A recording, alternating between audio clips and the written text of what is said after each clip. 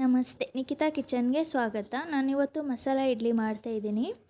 ಹಾಗೆ ನೀವಿನ್ನೂ ನನ್ನ ಚಾನಲ್ನ ಸಬ್ಸ್ಕ್ರೈಬ್ ಮಾಡ್ಕೊಂಡಿಲ್ಲ ಅಂದರೆ ಇವಾಗಲೇ ಸಬ್ಸ್ಕ್ರೈಬ್ ಮಾಡ್ಕೊಳ್ಳಿ. ಹಾಗೆ ನಿಮ್ಮ ಫ್ರೆಂಡ್ಸ್ಗೆಲ್ಲ ಶೇರ್ ಮಾಡಿ.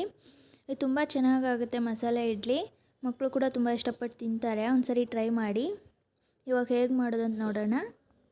ನಾನು ತೋರಿಸ್ತಾ ಇದ್ದೀನಲ್ವ, ಆ ಗ್ಲಾಸಿಂದ 2.5 ಗ್ಲಾಸು ಇಡ್ಲಿ ರವೆ ತೊಗೊಂಡಿದ್ದೀನಿ.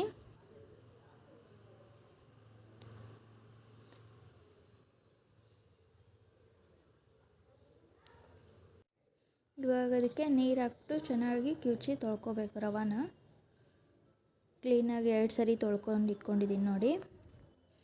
ಇವಾಗ ಅದಕ್ಕೆ ಇಡ್ಲಿ ರವೆ ಕಲಸೋದಕ್ಕೆ ಮುಂಚೆನೇ ಒಂದು 4 ಅವರ್ ಮುಂಚೆ ಉದ್ದಿನಬೇಳೆ ನೆನೆಸಿಟ್ಕೊಂಡಿದ್ದೆ. ಈ ರವೆ ಹಾಕಿದ್ನಲ್ವ, ಅದೇ ಗ್ಲಾಸಿಂದ 1 ಗ್ಲಾಸು ಉದ್ದಿನಬೇಳೆನ ನೆನೆಸಿ ರುಬ್ಬಿಟ್ಕೊಂಡಿದ್ದೀನಿ ನೋಡಿ. ಈ ರುಬ್ಬಿರೋಂಥ ಉದ್ದಿನಬೇಳೆನ ರವೆಗೆ ಹಾಕ್ಕೊಂಡು ಚೆನ್ನಾಗಿ ಮಿಕ್ಸ್ ಮಾಡ್ಕೊಳ್ಳಿ.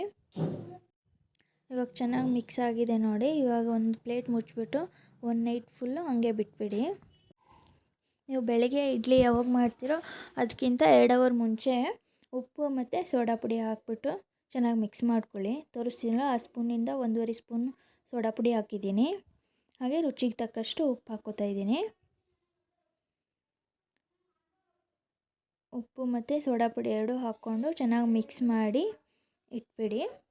ಹಚ್ಕೊಳ್ಳಿ. ಸ್ಟವ್ ಹಚ್ಕೊಂಡು ಒಂದು ಚಿಕ್ಕದಾದ ಕಡಾಯಿ ಇಟ್ಕೊಳ್ಳಿ. ಕಡಾಯಿ ಕಾದ ನಂತರ ಅದಕ್ಕೆ 2 ಸ್ಪೂನ್ ತುಪ್ಪ ಹಾಕ್ಕೊರಿ.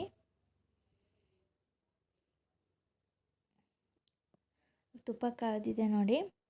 ಇವಾಗ ಅದಕ್ಕೆ ದ್ರಾಕ್ಷಿ, ಬಾದಾಮಿ, ಗೋಡಂಬಿ, ಹಾಗೆ ಕಡಲೆಬೇಳೆ ಮತ್ತು ಉದ್ದಿನಬೇಳೆ, ಹಾಗೆ ಕೊತ್ತಂಬರಿ ಸೊಪ್ಪು ಹಾಕ್ಕೊತಾ ಇದ್ದೀನಿ ನೋಡಿ. ಒಂದೊಂದೇ ಚೆನ್ನಾಗಿ ಫ್ರೈ ಮಾಡ್ಕೋಬೇಕು.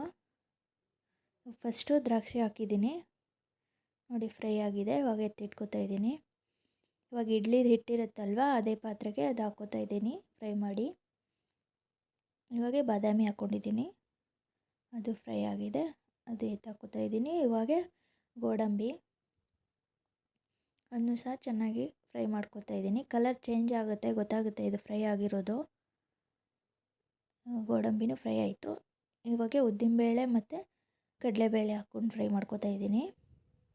ಇವಾಗ ಅರ್ಧ ಫ್ರೈ ಆದಮೇಲೆ ಜೀರಿಗೆ 1 ಸ್ಪೂನು, ಹಾಗೆ ಸಾಸಿವೆ 1 ಸ್ಪೂನ್ ಕೂಡ ಫ್ರೈ ಮಾಡ್ಕೋತಾ ಇದ್ದೀನಿ. ಅದಕ್ಕೆ ಸ್ವಲ್ಪ ಕೊತ್ತಂಬರಿ ಕೂಡ ಹಾಕಿದ್ದೀನಿ.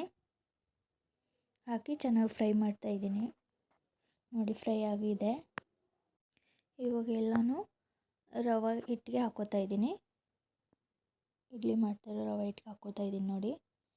ಉದ್ದಿನಬೇಳೆ, ಬಾದಾಮಿ, ದ್ರಾಕ್ಷಿ ಎಲ್ಲ ಹಾಕಿದ್ದೀನಿ. ಇವಾಗ ಇದು ಕಡಲೆಬೇಳೆ, ಉದ್ದಿನಬೇಳೆ, ಜೀರಿಗೆ ಇದೆಲ್ಲ ಹಾಕ್ಕೋತಾ ಇದ್ದೀನಿ. ಹಾಕ್ಕೊಂಡು ಚೆನ್ನಾಗಿ ಮಿಕ್ಸ್ ಮಾಡ್ಕೊಳ್ಳಿ.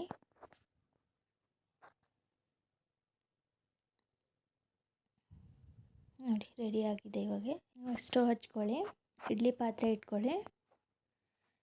ಇವಾಗ ನಾನು ತೋರಿಸ್ತಾ ಇದ್ದೀನಲ್ವ, ಆ ಗ್ಲಾಸಿಂದ 2 ಗ್ಲಾಸ್ ನೀರು ಹಾಕಿದ್ದೀನಿ. ಇವಾಗ ನೆಕ್ಸ್ಟು ನೀರು ಕುದಿ ಬರೋ ಅಷ್ಟೊತ್ತಿಗೆ ಎಲ್ಲ ಇಡ್ಲಿ ಪಾತ್ರೆಗೂ ಎಣ್ಣೆ ಹಚ್ಕೋತಾ ಇದ್ದೀನಿ. 3 ಪ್ಲೇಟ್ಗೂ ಎಣ್ಣೆ ಹಚ್ಕೊಂಡಿದ್ದೀನಿ.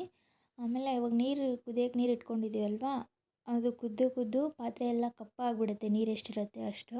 ಆ ಥರ ಆಗಬಾರ್ದು ಅಂತ ಹುಣಸೆಹಣ್ಣು ಹಾಕ್ತಾಯಿದ್ದೀನಿ. ಹುಣಸೆಹಣ್ಣು ಅಥವಾ ನಿಂಬೆಹಣ್ಣು ಯಾವುದಾದ್ರೂ ಹಾಕ್ಕೊಳ್ಳಿ. ಇವಾಗ 3 ಪ್ಲೇಟ್ಗೂ ಎಣ್ಣೆ ಹಚ್ಚಿಟ್ಕೊಂಡಿದ್ವಲ್ವ, ಅದೇ ಪ್ಲೇಟ್ಗೆ ಇಡ್ಲಿ ರವೆ ಹಾಕ್ಕೊಳ್ಳಿ. ರೆಡಿ ಮಾಡಿಟ್ಕೊಂಡಿರುವಂಥ ಮಸಾಲೆ ಇಡ್ಲಿ ರವೆ ಹಾಕ್ಕೊಳ್ಳಿ. ಹಾಕ್ಕೋತಾ ಇದ್ದೀನಿ ನೋಡಿ. 3 ಪ್ಲೇಟ್ಗೂ ಇಡ್ಲಿ ರವೆ ಹಾಕ್ಕೊಂಡಾಯಿತು.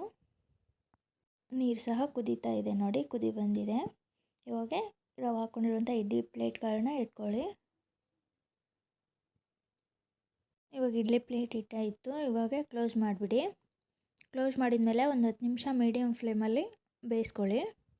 ಇವಾಗ ನೋಡಿ 10 ನಿಮಿಷ ಆಗಿದೆ. ತೋರಿಸ್ತಾ ಇದ್ದೀನಿ, ಓಪನ್ ಮಾಡಿ ನೋಡಿ. ಇಡ್ಲಿ ಎಲ್ಲ ಚೆನ್ನಾಗಿ ಬೆಂದಿದೆ ನೋಡಿ. ಸ್ವಲ್ಪನೂ ಪಾತ್ರೆಗೆ ಅಂಟ್ಕೊಳ್ಳಲ್ಲ, ಅಷ್ಟು ಈಸಿಯಾಗಿ ಬಿಡುತ್ತೆ. ಗೋಡಂಬಿ, ಬಾದಾಮಿ, ಕಡಲೆಬೇಳೆ ಎಲ್ಲ ಹಾಕಿರೋದ್ರಿಂದ ಮಕ್ಕಳಂತೂ ಸಾಂಬಾರು ಚಟ್ನಿ ಬೇಕೇ ಅನ್ನಲ್ಲ. ಇದನ್ನೇ ಕೈಯಲ್ಲಿ ಹಿಡ್ಕೊಂಡು ಹಾಗೆ ತಿಂತಾಯಿರ್ತಾರೆ. ಒಂದ್ಸರಿ ಟ್ರೈ ಮಾಡಿ ನೋಡಿ. Thanks for watching.